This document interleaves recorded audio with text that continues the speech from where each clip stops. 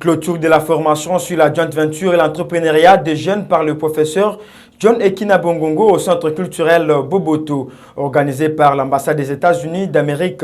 Ces assises visent à sensibiliser les jeunes à créer ses propres entreprises pour booster le développement économique de la RDC. Regardez. Le 30 septembre dernier, il s'est clôturé une série d'ateliers de formation sur la joint venture et l'entrepreneuriat organisés par l'ambassade des États-Unis d'Amérique à travers le Centre culturel américain de Kinshasa. Présente à cette cérémonie de clôture, Madame Monica, la représentante de l'ambassadeur des États-Unis d'Amérique, a apprécié la qualité de la formation donnée par les experts en la matière, en l'occurrence le professeur John Ekina Bongongo, PhD, économiste et consultant en joint venture. Elle a ensuite félicité le participant pour la qualité des exposés de leur projet d'investissement en joint venture entrepreneuriale. À l'issue de cet atelier de formation de 10 jours, le professeur John Ekina Bongongo, PhD, économiste et consultant en joint venture, s'est vu décerner un certificat d'intervenant par Madame Monica de l'ambassade des États-Unis d'Amérique en guise de reconnaissance pour l'excellent travail abattu. Nous avons été associés à cette série d'ateliers de formation par l'ambassade des États-Unis, le Centre culturel américain, pour animer une formation portant sur la joint venture et l'entrepreneuriat des jeunes. Nous l'avons commencé d'abord à l'ambassade des États-Unis et ça nous a pris 2 mois durant. Ensuite, on a encore jugé opportun que nous puissions la poursuivre ici au Collège Boboto. Mes impressions sont très bonnes parce que les participants ont eu à intérioriser la pratique de la joint venture. La joint venture entrepreneuriale.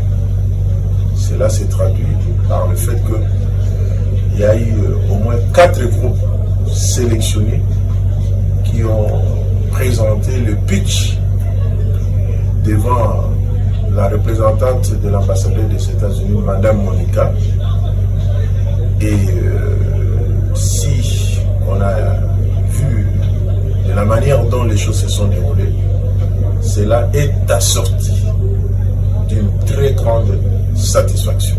Les perspectives sont que l'ambassade des États-Unis compte projeter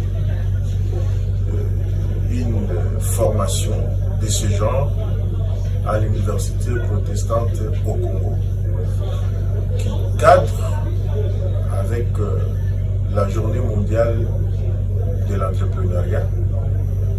Et cela aura lieu probablement au mois de novembre. Encore une fois, vous allez voir que nous allons y participer efficacement pour le bonheur des Congolais. Notre pays, la RDC, ne compte pas beaucoup d'entrepreneurs, surtout au niveau des jeunes.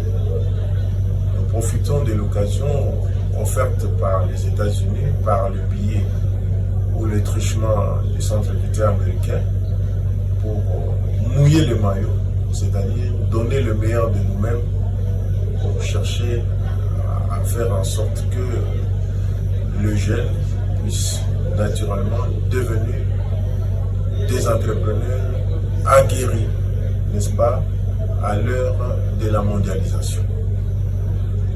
Même pas pour le pays, mais sur le plan régional, j'ai été en Côte d'Ivoire, Sénégal, Cameroun, Burkina Faso, Maroc. Partout on parle de l'entrepreneuriat des jeunes.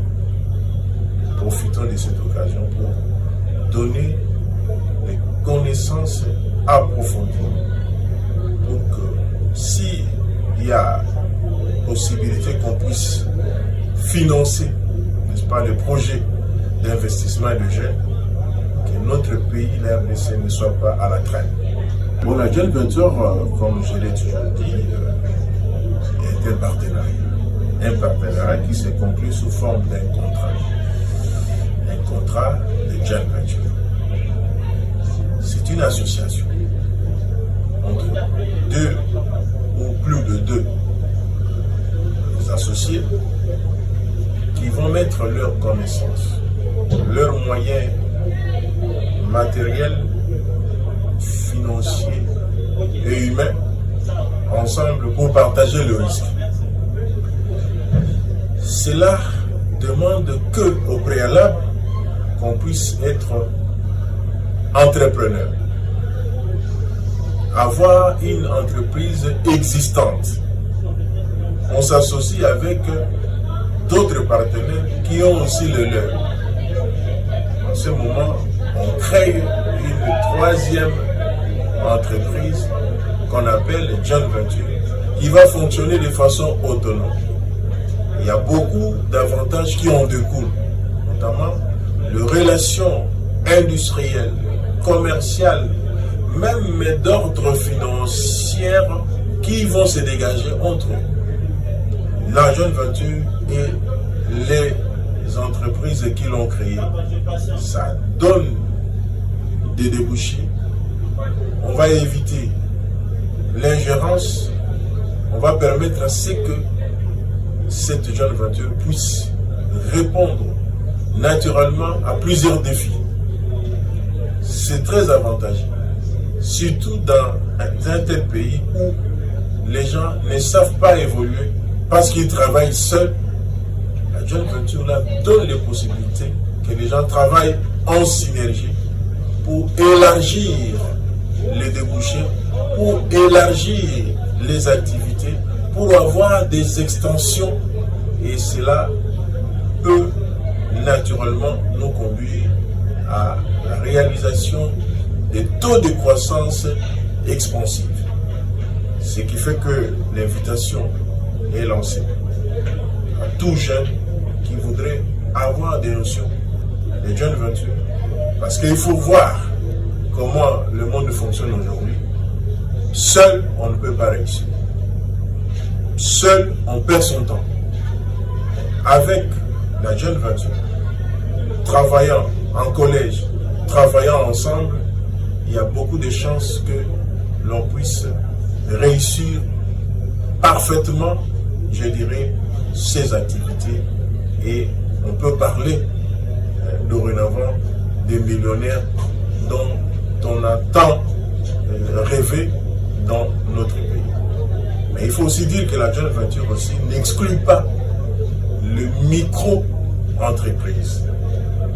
Les moyennes entreprises, quand on a des ressources importantes, mais la micro-entreprise, ça coïncide vraiment avec les jeunes qui sortent des universités, peuvent démarrer avec le maigre moyen, avec l'encadrement des formateurs que nous sommes.